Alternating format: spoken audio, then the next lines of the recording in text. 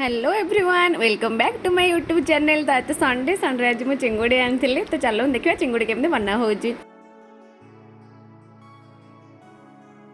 तो ये मु पिज सब गुड़ा काटी सारा आलू भी काटी सारापर गोटे प्लेट टमाटर जीरा पिज को रखीदे रखीदे सारापर अदा रसुण पेस्ट करदे सारापर कढ़े चिंगुड़ी गुड़ा को भाजी सारापर चिंगुड़ी गुड़ा को कढ़े बाहर करदेली। बाहर कर सारापर से तेल में आलू भी पकई सारापर ताको भी टे भाजिकी बाहर करदेली।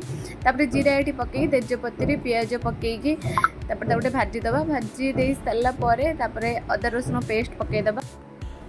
तो ये गोटे जगार जहाँ भी सब मसला दरकार मुझे पानी रखी देर पकई सारापर टमाटर पकई भलसे गोले गोले सारापर भजा होता चिंगुड़ी आलू पकई सारापर मुझे बहुत भलसे कषि देती।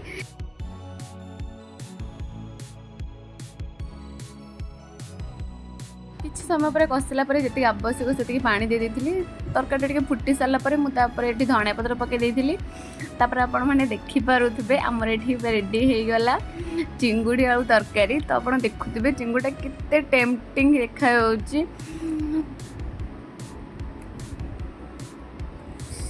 चलतु खाई देखा केमी। तो बहुत टेस्ट थी माने बिलीव भी करें मुझे निजे रोषे कर।